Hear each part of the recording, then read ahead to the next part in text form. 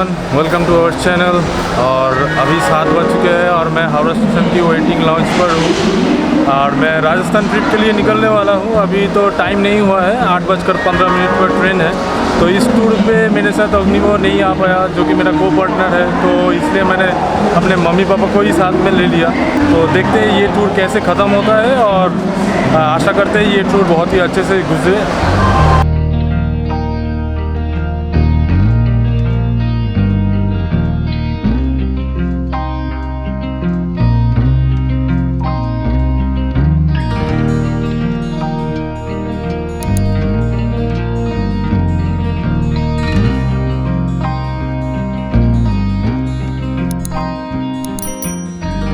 तो फाइनली हम लोग बीकानेर स्टेशन पे पहुंच चुके हैं और अभी रात को 10 बज चुके हैं ऑलमोस्ट, और 3.5 घंटा ट्रेन लेट था। तो हम लोगों का जर्नी बहुत ही ज़्यादा हुआ।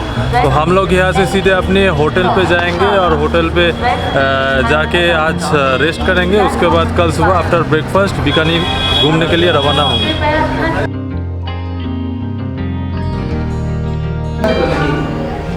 तो ये रहा आज हमारा बीकानेर का होटल। छोटा सा है लेकिन बहुत ही सुंदर सा है। ये 2 बेड है, एसी भी है और यहाँ पर बाथरूम दिया गया है, कबर्ड भी है अच्छा सा। हाँ, यहाँ पर टीवी भी दिया गया है लेकिन देखने वाला कोई नहीं है।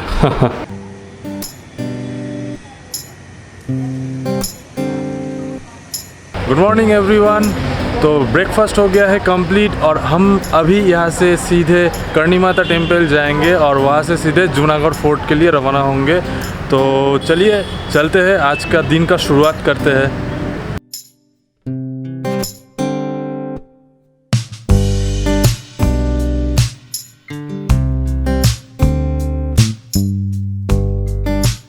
तो अभी मैं लक्ष्मीनाथ टेम्पल के सामने हूँ। यहाँ पर अंदर वीडियोग्राफी फोटोग्राफी कुछ भी अलाउड नहीं है, तो आप लोगों को मैं दिखा नहीं सकता। तो मुझे ही अंदर जाना पड़ेगा, सब कुछ बेल्ट हेल्ट उतार के भी जाना पड़ेगा। यहाँ पर कुछ भी अलाउड नहीं है।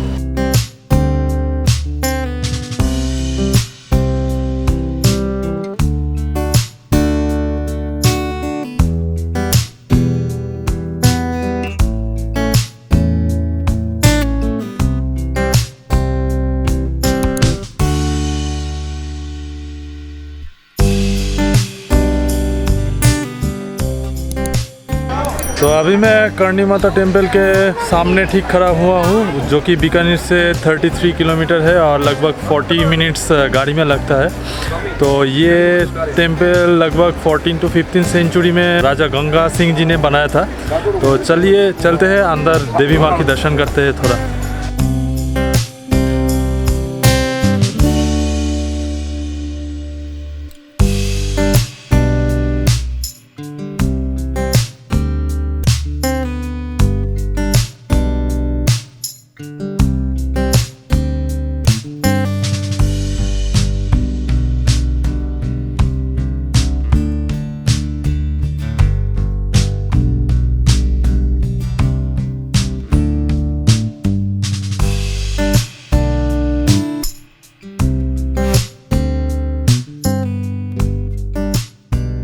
और यहाँ पर एक बेहतरीन बात यह है कि यहाँ पर बहुत सारे चूहे इधर उधर भाग दौड़ रहे हैं। तो इसके पीछे भी एक कहानी है। तो वैसे तो वो कहानी मैं अभी नहीं बता सकता आपको, लेकिन बहुत बड़ी कहानी है। तो यहाँ पर जो सारे चूहे हैं ये सब पवित्र माना जाता है। ये चूहे किसी को कुछ करता नहीं है। मेरे पाँव के ऊपर से भी कुछ चूहे चला इधर उधर भाग दौड़ रहा है, ठीक है। तो ये बहुत ही अच्छा चीज़ लगा। और ये पूरा टेम्पल पूरा मार्बल मेड है।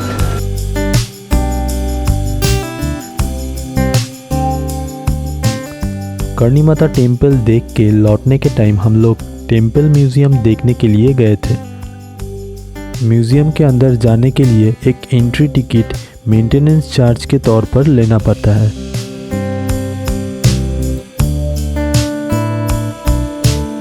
म्यूज़ियम के अंदर आपको करणी माता की लाइफ हिस्ट्री के ऊपर आधारित कई सारे मूर्तियाँ देखने को मिलेगी।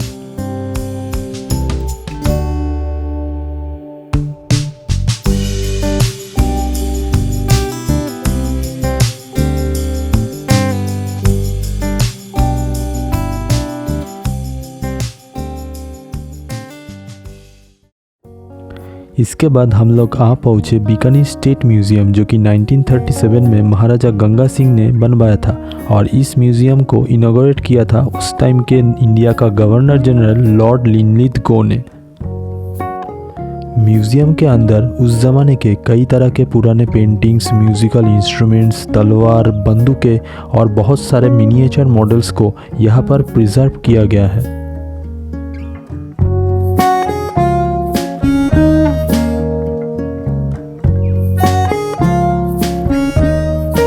बीकानेर सिटी का और एक खूबसूरत चीज़ है ये रामपुरिया हवेली। ये हवेली 15वीं सेंचुरी में बालूजी छलवा ने बनवाया था, जो कि बहुत बड़े बिजनेसमैन थे। यहाँ के सारे हवेली दलमेरा रेड सैंडस्टोन और मार्बल से बहुत ही बारीकी से बनाया गया है, जहाँ पर आपको मुग़ल और विक्टोरियन आर्किटेक्चर के साथ राजपूत आर्किटेक्चर का भी निदर्शन देखने को मिलेगी।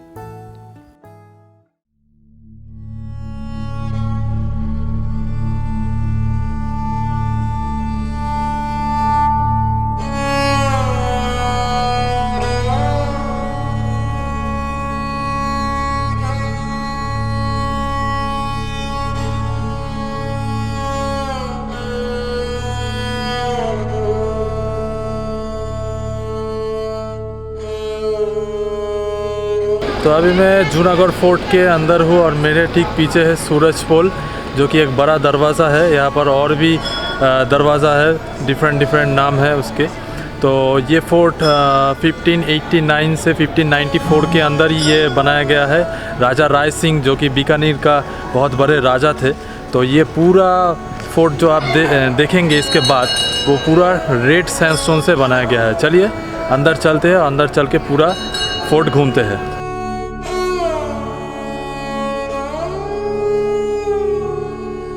तो फिर जूनागढ़ में 4 तरह के पोल है। एक करण पोल, जो कि मेन एंट्री गेट पे देखने को मिलेंगे, और सूरज पोल जो ईस्ट फेसिंग है, सूरज की किरणें वहाँ पर डायरेक्ट पड़ती है, और एक है दौलत पोल और एक है फतेह पोल। ऐसे ही बड़ा बड़ा दरवाज़ा आपको यहाँ पर देखने को मिलेगा। तो चलिए देखते हैं, घूमते हैं।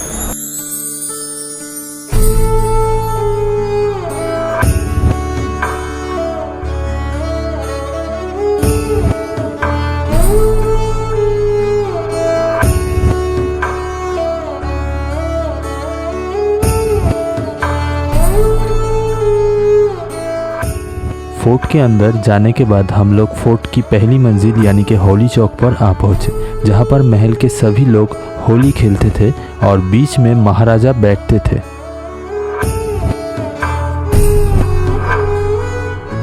राजा करण सिंह ने मुगल बादशाह औरंगजेब से युद्ध में जीत हासिल करने की खुशी में ये महल उनके नाम पे 1680 में बनवाया गया था। उसके बाद से यहाँ पर राजाओं की ताजपोशी किया जाता था।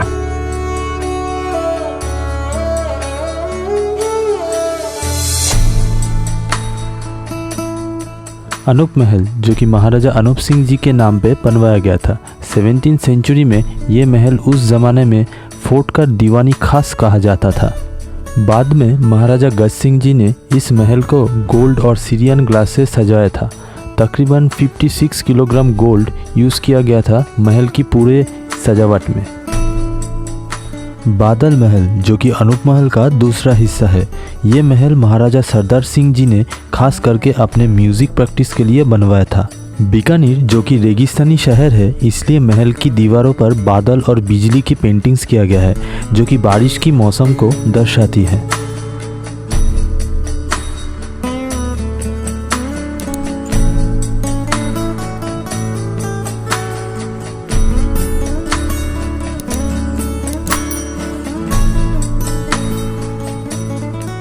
फोर्ट के सबसे पुराना हिस्सा फूल महल, जो कि राजा राय सिंह जी की टाइम पे बनाना शुरू किया गया था।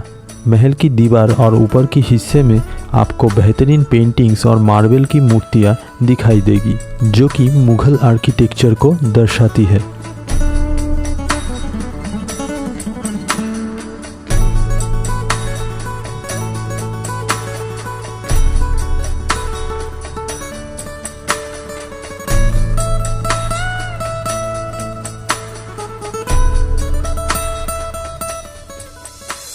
गज मंदिर, जो कि महाराजा गज सिंह जी ने 18वीं सेंचुरी के अंदर इसको बनवाया था। ये उनके प्राइवेट हॉल थे जहाँ पर उन्होंने भगवान कृष्ण और राधा को बिठाने के लिए एक बड़ी झूला का भी निर्माण किया था। महल की दीवारों पे आपको कई सारी मुगल पेंटिंग्स और स्ट्रक्चर्स की बेहतरीन नज़ारा देखने को मिलेगी।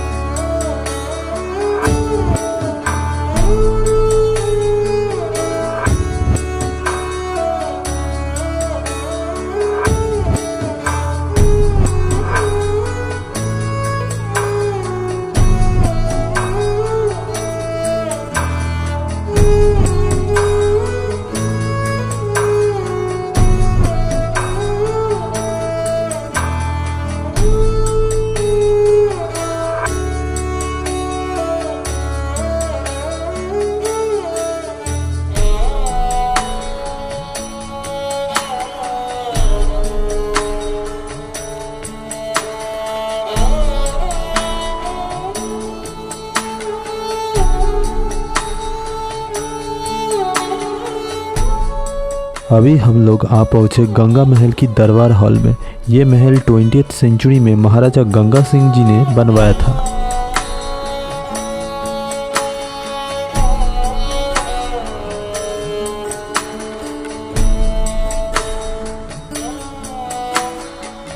गंगा महल म्यूज़ियम के अंदर कई तरह के पुराने सामान के साथ साथ एक बड़ी प्लेन भी देखने को मिलेगी, जो कि फर्स्ट वर्ल्ड वॉर में इसको यूज़ किया गया था।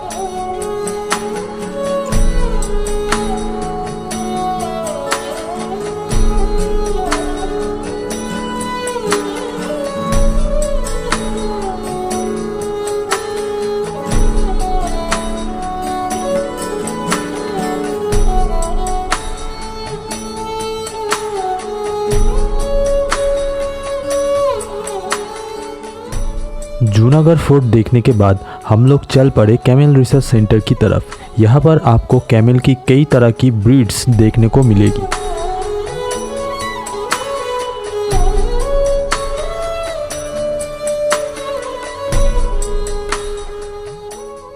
भंडासा जैन टेम्पल, जो कि 12वीं सेंचुरी में भंडासा ओसवाल ने बनवाया था।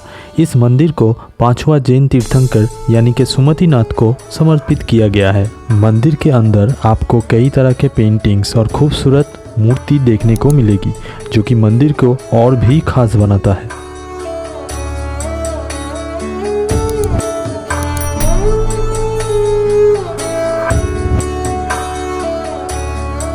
अभी मैं होटल में पहुंच चुका हूं और आज का बीकानेर का सफ़र ख़त्म हो गया है और यहाँ से आज रात को हमारा ट्रेन है जैसलमेर तक। और अगर आपको ये वीडियो अच्छा लगा हो तो प्लीज़ लाइक कीजिएगा, कमेंट कीजिएगा, अपने दोस्तों के साथ शेयर भी कीजिएगा, क्योंकि एक वीडियो बनाने में बहुत ही मेहनत करना पड़ता है, तो एक लाइक तो बनता ही है।